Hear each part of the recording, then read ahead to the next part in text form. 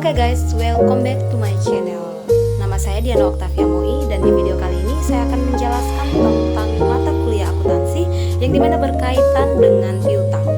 Jadi teman-teman, di video ini kita akan sama-sama belajar tentang apa sih itu piutang dan juga apa perbedaan antara piutang dan utang, dan juga apa yang terjadi ketika orang tidak membayar piutang terhadap kita.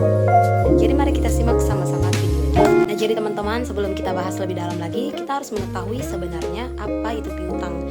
Jadi dalam bahasa sederhananya, piutang adalah orang yang mengutang sama kita. Lalu apa perbedaannya dengan utang? Kalau utang, kita yang mengutang kepada orang. Sedangkan kalau piutang, orang yang mengutang sama kita. Teman-teman, kita langsung masuk ke pembahasan piutang. Jadi dalam bisnis itu biasanya orang membeli barang itu kebanyakan menggunakan piutang. Tetapi dalam akuntansi ketika orang menggunakan piutang itu sudah bisa dikatakan sebagai account receivable. Nah, setiap kita harus mengetahui bahwa account receivable ini biasanya ada di aset. Yang harus teman-teman ketahui adalah di dalam penjualan barang kebanyakan dari orang itu tidak membayarkan secara cash, tetapi mengutang terlebih dahulu dengan jangka waktu yang sudah ditentukan. Nah teman-teman, hal-hal seperti itu dapat kita cantumkan ke dalam rumus sebagai berikut: 2/10 kurang N/30, yang dimana memiliki arti bahwa jika utang dilunasi kurang dari 10 hari, maka akan diberikan diskon sebesar 2% dan diberikan waktu itu maksimalnya 30 hari. Tapi yang harus teman-teman ketahui juga adalah di dalam dunia perdagangan itu kebanyakan orang tidak membayar piutangnya terhadap kita. Jika ada orang yang tidak membayar piutang terhadap kita, apa yang harus kita lakukan? Nah, yang pertama, kita harus mencatat di buku akuntansi terlebih dahulu dan menghapus akun receivable tersebut. Teman-teman harus tahu juga bahwa di akun receivable itu ada setiap nama orang-orang yang piutang terhadap kita.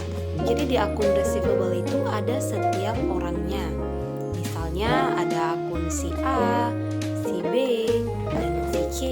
Mereka itu ada saldo piutangnya masing-masing. Ketika si A tidak membayar piutangnya, maka kita akan menghapus akun si A dan mengganti dengan bad debt expense. Nah, bad debt expense ini artinya beban penghapusan piutang tak tertagih, yang dimana kita jadikan expense atau pengeluaran, artinya piutang tersebut tidak tertagih lagi. Lalu di dalam akuntansi ada dua metode yang digunakan untuk penulisan penghapusan piutang tak tertagih. Yang pertama itu adalah bad debt expense, atau yang kita kenal sebagai direct write off notice, atau mengurangi akun receivable dari orang tersebut. Nah, metode yang berikut adalah allowance method. Nah, metode yang kedua ini dikenal sebagai metode pencadangan. Jadi fungsi dari metode yang kedua ini adalah memprediksi dari akun si A, akun si B, dan akun si C kira-kira berapa persen yang tertagih dan berapa persen yang tidak tertagih. Sehingga ketika ada akun yang tidak tertagih, kita sudah mempunyai cadangan terlebih dahulu. Nah, proses memprediksi ini itu disebut allowance method. Jadi ibaratnya metode yang kedua ini, jika ada yang tidak bayar piutang terhadap kita sudah tidak kaget, tetapi kita sudah mempersiapkan cadangannya terlebih dahulu.